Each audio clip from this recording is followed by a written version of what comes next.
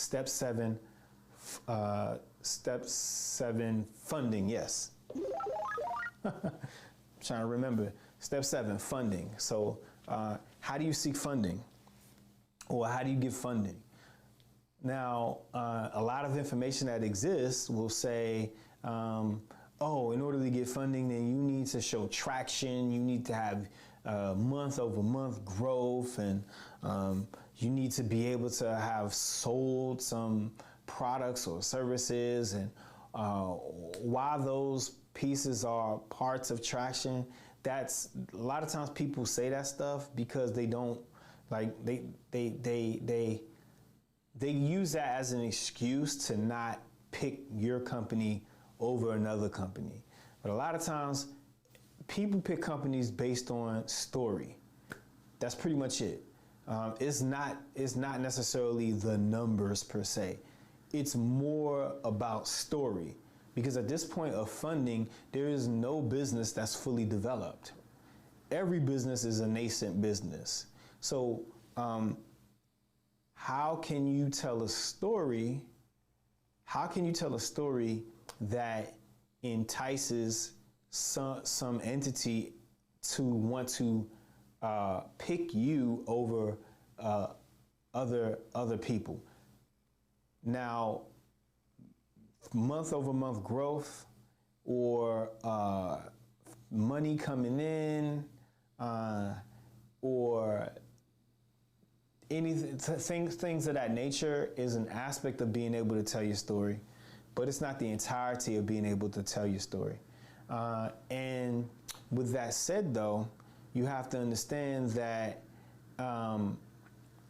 that many of the mainstream ways to seek funding within the startup sphere, the mainstream ways, many of these accelerators or pitch competitions, venture capital firms, angel investor websites, all of these things, you have to understand that those people really, first and foremost, well, they care about two things. One, they care about themselves, and they invest in people who look like them first and foremost, people in which that they feel like they can relate to. Again, that's part of story, right? And this goes back to the whole outliers phenomenon and the value of your network.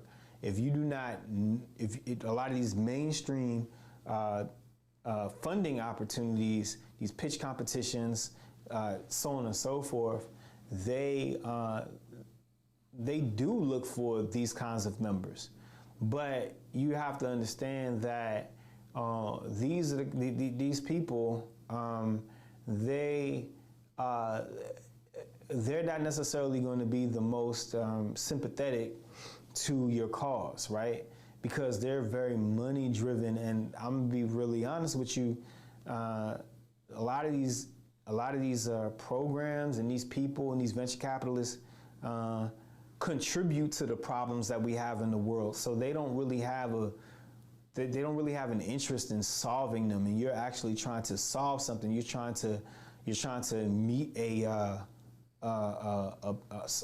solve a pain point in society, and a lot of times these organizations or these venture capitalists benefit from the fact that there is a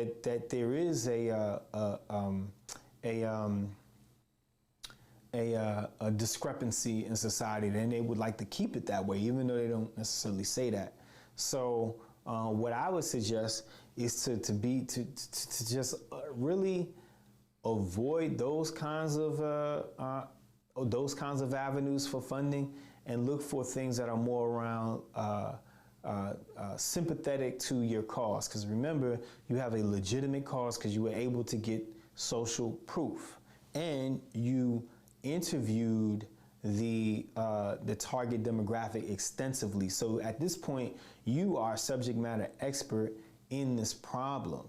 So what I would suggest is for you to look for grant opportunities and other institutions that are more sympathetic to your cause than generic cattle call opportunities to pitch your business. So, so what I would suggest is look for what's called an SBIR grant, and that's what's called the Small Business Innovation Research Grant, and that's something that's provided by here in the United States, and I'm talking to people who are in the United States at this point. It's money provided by the federal government to invest in the small businesses that have that need to conduct innovative research for their ideas. And the SBIR grant is very important because that grant is it's a grant, it's not a loan, so you don't have to pay it back. And then two, it's a grant in the amount of from $65,000 all the way up to $250,000. That's what the federal government provides in your tax dollars. And I suggest that you look for an SBIR grant because many of these venture capitalists, they look for SBIR grants. That's how they build their funds up. They build their funds up through a combination of endowments from universities or corporations or families, very wealthy families, and then also SBIR grants. They actually apply for SBIR grants like they were startup companies, if you can believe that, and they get them. And then they turn around and they lend that money out to entrepreneurs with interest or with equity attached for the entrepreneur to pay back in return. That's what they do. So these venture capitalists, really it's a win-win for them. So what I would suggest is for you to move the venture capitalists out the way and go to the federal government directly yourself. And that's what applying for, when you apply for an SBIR grant, that's exactly what you're doing. So that's one thing that you can do. And the other thing that you can do is look for other kinds of institutions that exist that happen to have grant programs available. And these institutions, again, should be sympathetic to your cause. Now, I'm going to show you how to locate these grant opportunities and these funding opportunities. I would suggest, one, you set up a Google alert. So you go to alerts.google.com and you add in SBIR grants or SBIR grant opportunity. There's the SBIR grant. What I like to go to is seed.nsf.gov. That's seed as in SEED.nsf.gov. And so what that is a listing of the different kinds of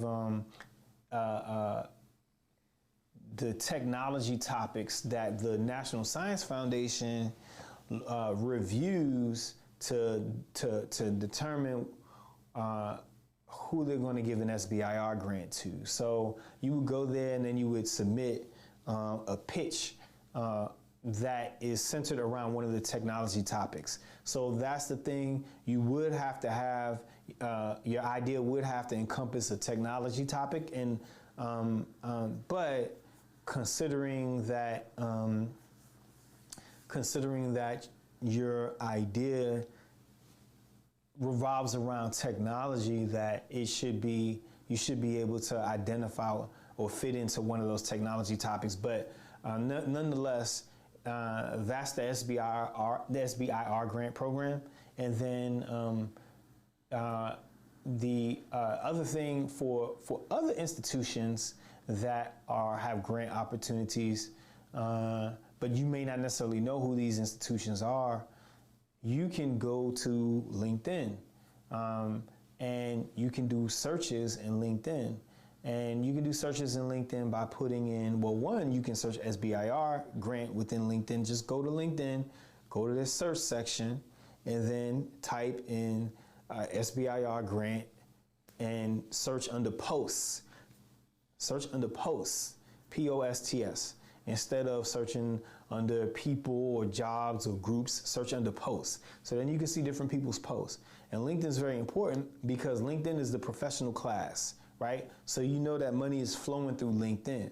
LinkedIn is far superior in being able to locate these kinds of opportunities, again, just by doing a search. So you can search SBIR grant.